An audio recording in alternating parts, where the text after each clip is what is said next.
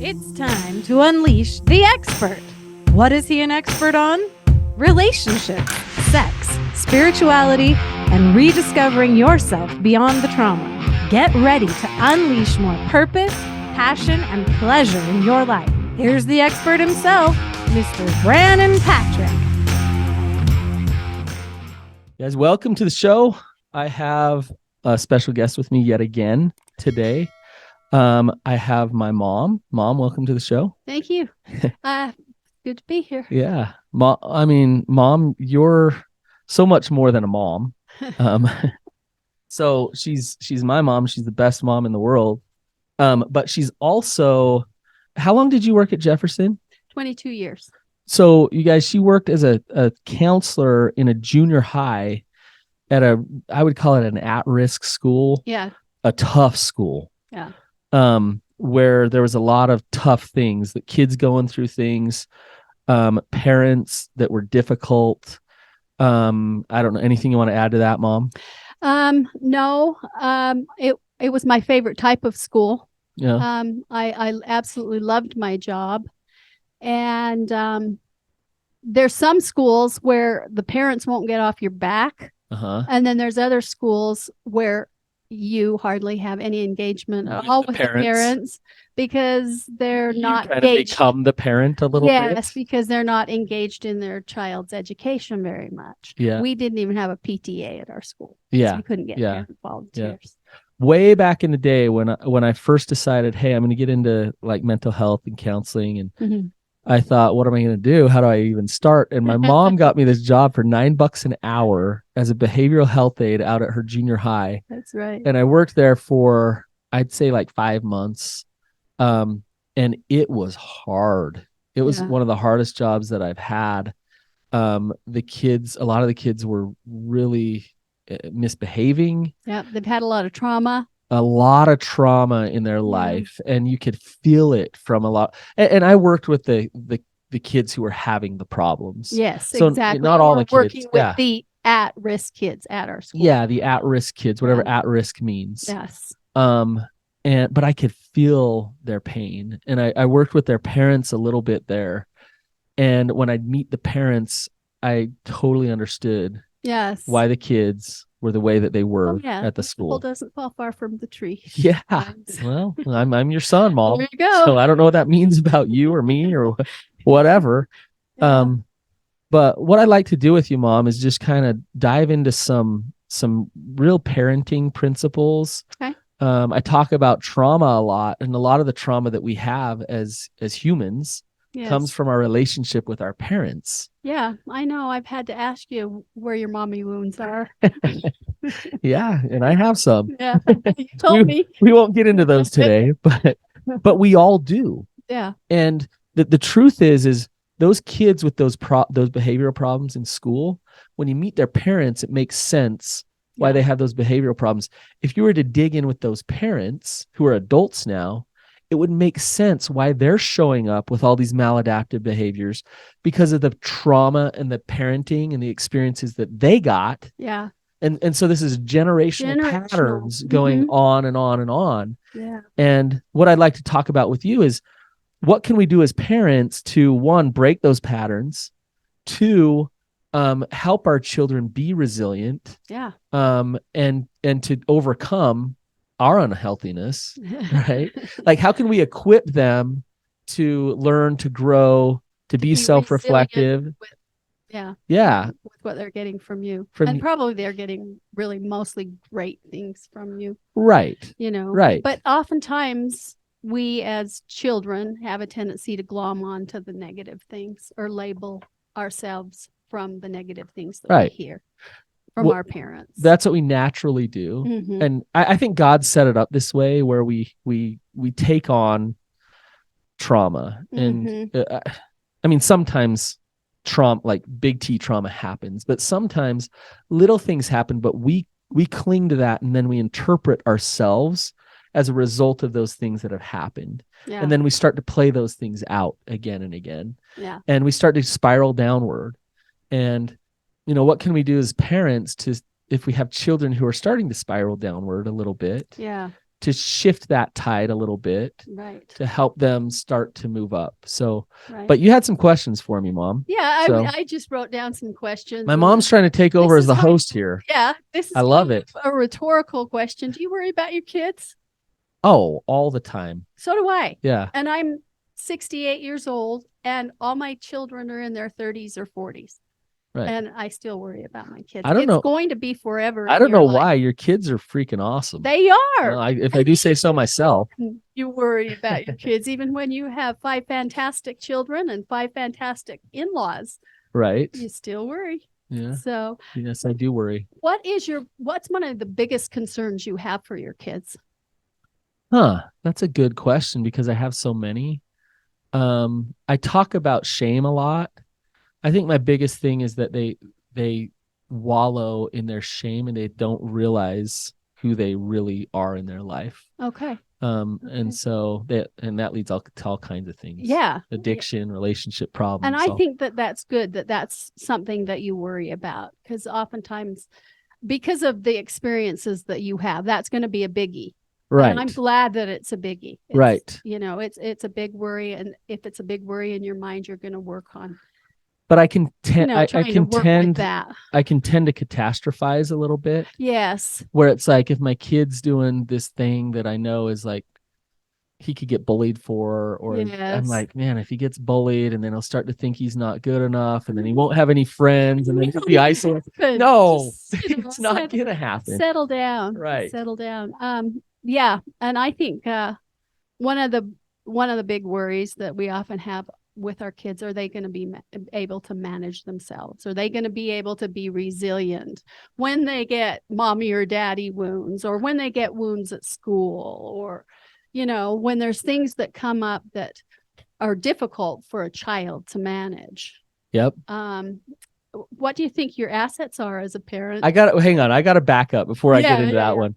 One thing that you would always say, like, mom would always be like, what, do you want me to wipe your butt for you?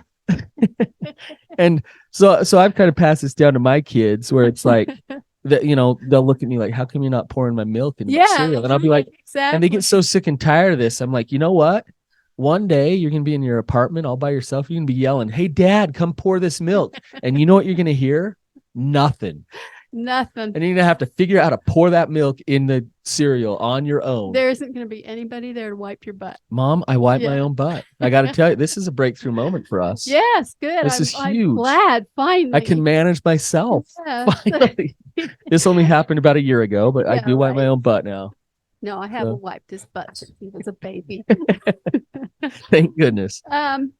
So what do you think your assets are as a parent? I think it's important that parents know what their assets are. I think I'm a good example of kind of learning how to roll with things in life, a growth mindset. I like that. Not taking things too seriously. Mm-hmm. And also hard work. My kids see me work hard. Yeah. And so I think that I'm good at that. Well, and what's interesting, you stated things you do. I mean, not qualities you have, not necessarily things you do, but qualities that you have as examples for your kids. Yeah. So it's not like, oh, I have to pound these into my kids. Yeah. But these are the assets that I have that my kids are going to see, they're going to learn, and then they're going to do themselves. You bring up a really good point, because I think, yes, I could say I'm good at a parent at communicating in this way to my children, blah, blah, blah, blah, blah, which is important. Yeah. Like those skills, those tools, what you read in the parenting books. But if you're really good at all those tools and skills and your example sucks, and your personal life is a wreck, it's really true. Then I think example is the best parenting, most important thing. Yeah. So I agree. Thank goodness I had such a good example as a mom. What do you think your liabilities are as a parent? What do you think you struggle with? What are those things in your head that you beat yourself up for while you're raising your kids? I think sometimes we're a little loosey-goosey. Okay. And there could be a little more structure. Mm-hmm. I can discipline and have structure there, but I think my kids are a little spoiled. Yes. Yeah. I think it's really hard in this day and age. I think to not spoil kids. I think we ate out like 5 times while I grew up, like Taco Bell 3 times and Millie's 2. Right, exactly. and Mike had to get an extra job so we could afford to do My that. kids wake up in the morning and they're like, "Hey, are we going to Costa Vida? Yeah. Like, Where take we me going there tonight? Yeah, what the heck, And yeah. And so I think some restraint there, to kind of show them how to budget, how to actually have some constraint with which, like, eating well and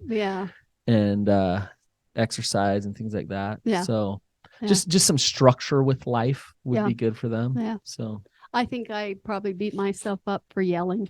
Oh yeah. Because I felt like I wasn't getting through, and so I would always say that would be the thing that I always would beat myself up for. And what's funny? Yelling. What's funny is, as your son, like, I don't look back and think of your yelling as a problem. If you I guys can were hardly fighting, remember you yelling. If you guys were fighting, then I would yell back at you. But what's interesting is you didn't notice it much, but it was in my head all the time. Right. And I had about like how horrible you were. And I doing had it. guilt and shame about that, till I finally, to get over that guilt and that shame that I felt, even though I wasn't stopping the yelling. Right. I just said, at least I don't hit them, It's harm reduction. At least I don't. Could be worse. Yeah, it could be worse. Yeah.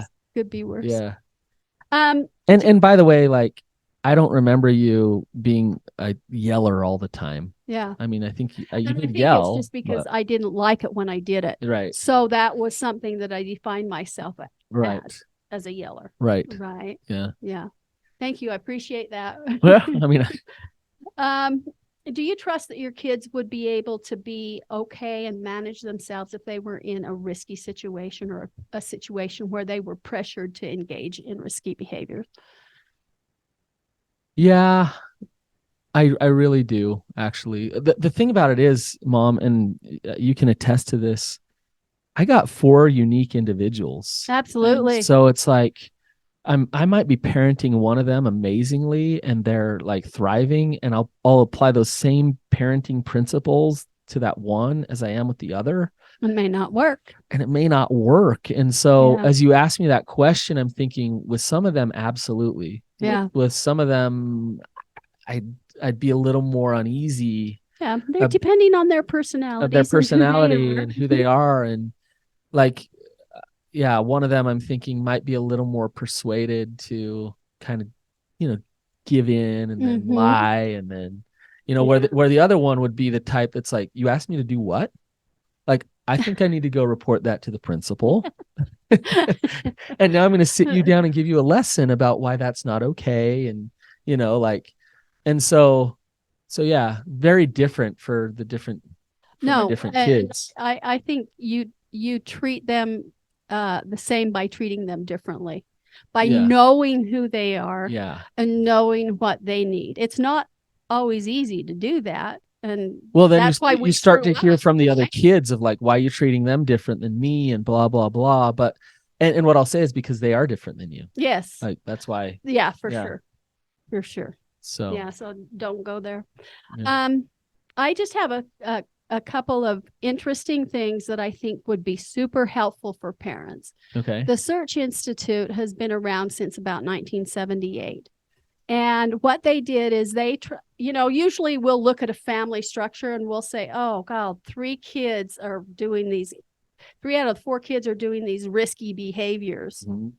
And they try to figure out why they're doing those risky behaviors. What's going on in that family? Whereas the Search Institute will say, we have this one resilient kid.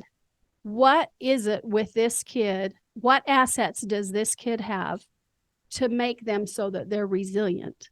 And they didn't in this engage environment. in those risky behaviors because they're in the same Yeah. environment. So they wanted to do a study about what are the assets that kids have so that they don't engage in risky behaviors. And they're so they came up with actually 40 assets. Oh, wow. Yeah, there's 20 that are internal assets that kids have that, that you're talking about your student. Yeah. I mean, your child, whether or not Right. you worry about one more than the other, because they might have these Right. internal assets. And then there's external assets. There's things that are given to them through parenting or through other people. Okay. So I love this Search Institute, because what they do is they have a questionnaire for the parent, and then they have a questionnaire for the child about these 40 assets. And then you can kind of determine how many assets your kids have. I'd say, yes, your kids could probably, I think all your kids could probably be okay in a situation where they were asked to engage in risky behaviors, or whether there were kids trying to pressure them to be in risky behaviors. Right. And I think that because they have many of those assets. Right. So, I mean, there's too many to go through all of them. Right. Give me a few of them though. Yeah. Yes. It's so funny, because I made these little notes and I thought, okay, I'll just do this bullet point, this bullet point, this bullet point, and then I've highlighted everything. So they're all good. But it's called the Search Institute. Search Institute. Okay. What you have to do is type in Search Institute, and you'll be able to find it, and it'll have this parent questionnaire. Do you know, Mom? And I don't know if you know this, but there was a longitudinal study on resiliency in children. Yeah. That they did for I don't know how many years. Yeah. And they really identified what creates a resilient person. Mm-hmm. Was that the Search Institute? Do you know? I'm not sure. I'm putting you on the spot here. I'm not sure if it was the Search Institute. It very easily could have been, because they've been doing this study since 1998, and they've been taking surveys since then, and they have millions of replies. Oh, okay. So it very easily could be, but I'm not sure that it is. Okay. So some of the external assets would be like support. Like you have family support, you have positive family relationships, you have good connections with your kids, other adult relationships. I think that's really, really important. Yes. Because when kids get to be teenagers, they oftentimes don't want to have a lot to do with you. Right. Right. But if their friends' parents are awesome, right, then that's really significant that they have somewhere else they can go. It could be an aunt or an uncle or another friend's parents, but other significant adults is huge. Right. Especially for those kids who live in risky environments. So let's say if I'm a parent, and let's say I'm a single parent or somewhat don't have a ton of family support, it might be wise of me to reach out to a neighbor that I trust. Yes. Who's a good guy who could hey, could you kind of help me out with my son? Or most definitely. Okay. Yeah, most definitely. Then also you have part of your environment of a caring neighborhood, or a good school climate, and even something as simple as parental involvement in the school. Oh, that's huge, huh? So that's all support. Yeah. That's all support. And then there's other things that are assets that we can give them, and that would be youth resources, service to others. Oh, okay. Teaching your kids how to serve, teaching your kids how to work, having good community values, and also making sure that your kids are in a safe environment. So that's kind of empowerment things. So I want to talk specifically about how you did that for me. Okay. I think of you were always doing something at the church or in the community. I mean, I watched you do all kinds of arts and crafts and food and all kinds of stuff all the time. So you were involved in our community. But you talk about hard work.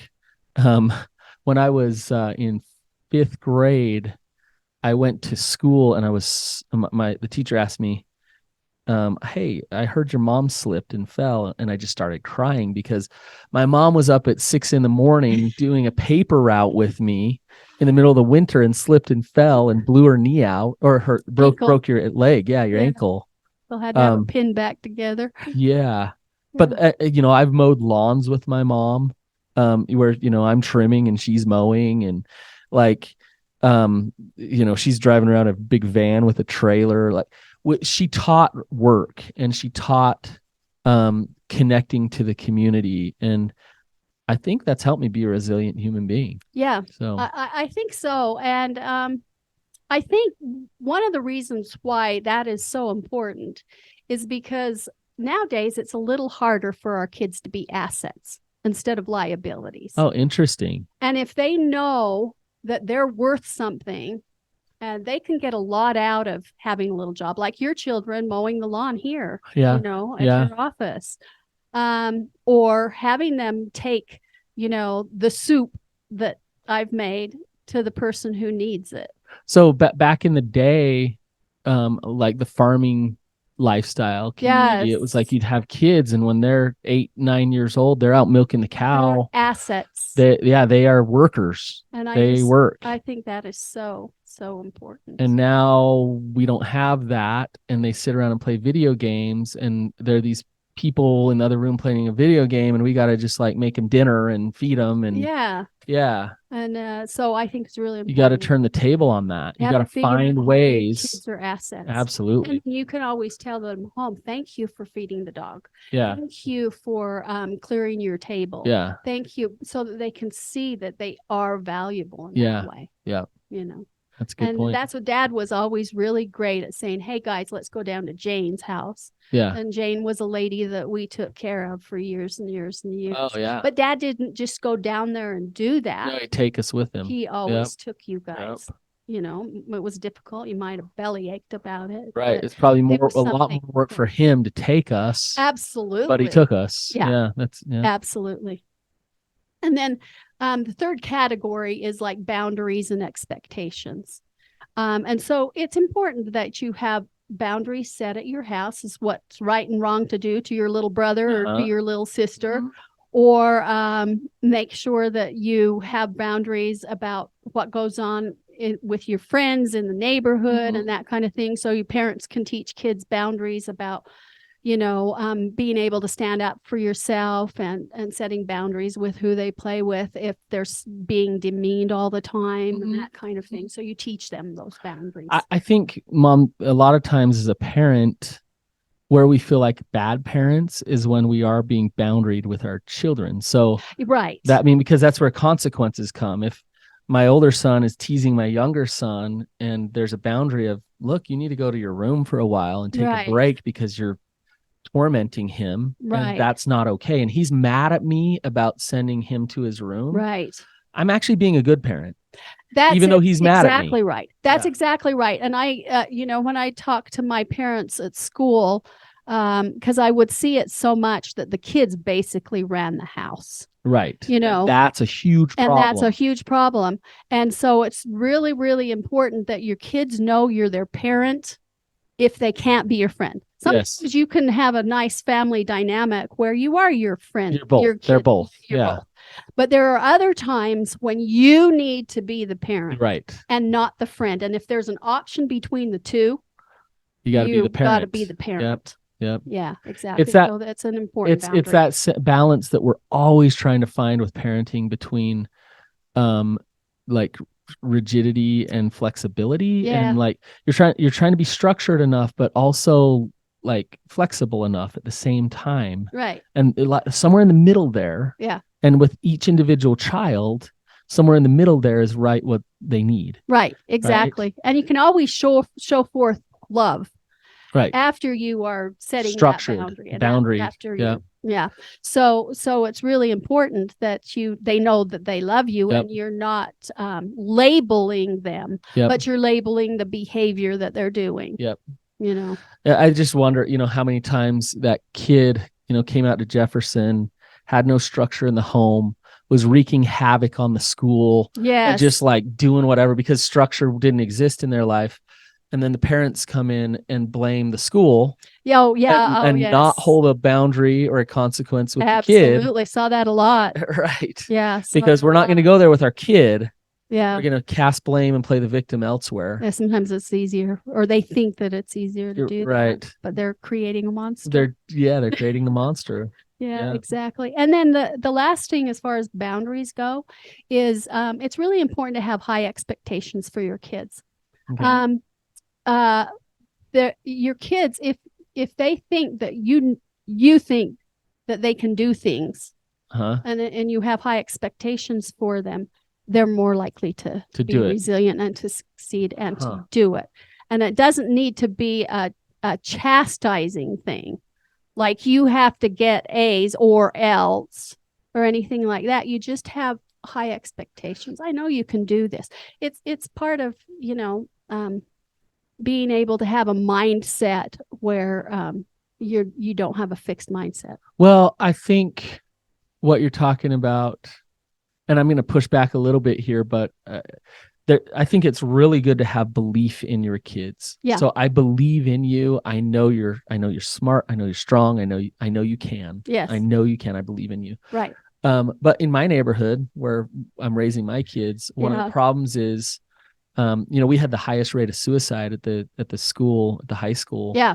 And it's high expectations where if they don't get a certain GPA, they don't get into BYU, they don't get to the school they want to go. And they feel like they're letting mom and dad down all the time. Yes. And so there's something about believing in your child and knowing they can do. Yes. Without these expectations that are tied to their worth. Like you better or else you're not okay. There's a way to do it where you can, that you can have high expectations without creating the judgmental shame. And creating the shame. Yeah. And there probably is maybe even a better word for it than expectations. Yes. But studies show that those parents who have high expectations for their kids are you think about it. Like if I'm a kid and let's say I go play soccer and I suck. I'm not good. Yeah. But I feel like mom and dad believe in me. Mom and dad know. Yeah. Then what I'm going to do when I suck is I'm going to say, well, I know I can because they know I can. Yeah. So I believe, so I'm going to go through the hard learning and change and growth to get good at this because I know they believe that I can be good at this. Right. If I go and I'm horrible and they don't believe in me, then I just, I'm just, that's all I am. Right. That's it. Yeah. Right. Yeah. Yeah. So that's true. Yeah. Another category, and this is the last of the external assets that we're talking about, is constructive use of time. And we talked a little bit about that, are they an asset or a liability? Right. Our kids are, but if we help them to be creative, if we get them involved, but not to an extreme with youth programs, if they have a religious community, and if they're doing something valuable with their time at home and not always playing that video game, those are 4 other assets. Yep. And so, and I like these assets because you can say, oh yeah, I can see that in my kid. I can see that. I can see that I'm doing this in my family. Yes. So I can check off 15 of these. Right. And then do I have to worry so much that they're going out? Right. No, because they're they have okay. Those assets. Right. Right. And, wow, Mom, you're making me feel like a good parent. See, that's what I mean. Yeah. It did. It really helped me when I learned these things. I was right in the throes of having teenagers. Mm-hmm. And it was like, oh, I am always so tense and so uptight about what am I doing to my kids? Am I raising them right? Am I screwing them up? Am I screwing them up? And that kind of thing. This really calmed me down. Right. Because it helped me see that, I was doing some of these assets with my kids, and so it was good. Yeah. Well, you are screwing up a little bit. I mean, one of your sons says the F word once in a while. So well, not once in a while, but 4 times on one thing. Well, you failed. Just want you to stay professional, honey. Yeah.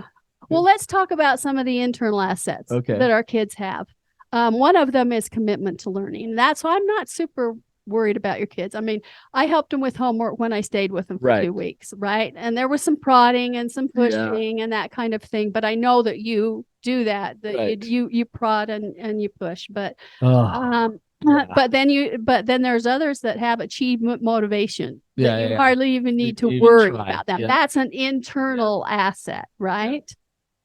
School engagement, homework, bonding to school, reading for pleasure. And I see a lot my of that kids at your love house. that, Check, yeah. check some of those things off. They the all list. love to do that. Yeah, so that's like a commitment to learning those Yeah. assets there. Positive values are like, I care about people. I believe in equality and justice. I Yeah. believe in being honest and integrity. And you're going to have some experiences where maybe integrity and honesty might not They need to be learned. there. Yeah, They a need to little be bit. learned a little bit, and you're going to be doing some teaching about that. And then taking responsibility for themselves. And that comes, I promise you, that comes. Yeah. And then also that they have some locus of control. They have some restraint. Right. Yes. So that's an internal asset. Right. You know, yeah. Some kids have that a lot more than others too, you know, and especially with the teenage mind, because it's not fully developed. It seems like some of these things need to be kind of developed and learned. And then with others, some of my kids, it is just in them. Yeah. It's just naturally.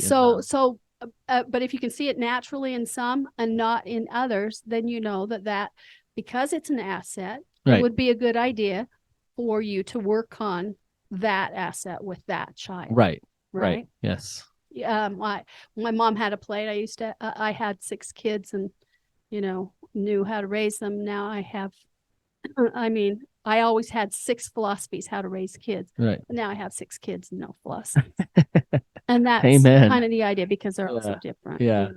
Yes. And then another thing that you can kind of notice and see in your kids is social competencies. So they can plan and make decisions. They have resistance skills. They like positive, peaceful conflict resolution. Oh, good. Yeah. And I think these are just kind of fun to look at, especially if you're looking at your kids. Right. Because you can see the ones that need the assets and ones that could work on it. Totally. Or oh yeah, I see Sandy as being this, or whatever.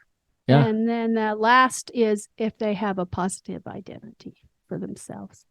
They have their own personal power. I guess that's maybe why I mentioned Sandy, because I see that asset in her so much. She's so comfortable with herself. Yes. Right? Yes. Right? And self-esteem. Yeah. They feel like they have a sense of purpose. Right.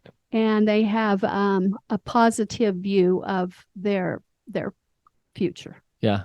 Yeah.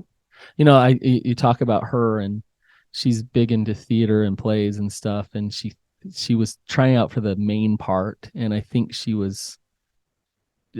didn't get it. She was like second. So she almost did, but she didn't. Yeah. And she was trying so hard. And when she came home, I was like, what? Like, they should have given it to you, blah, blah, blah. And her response was like, no, that other kid's really good.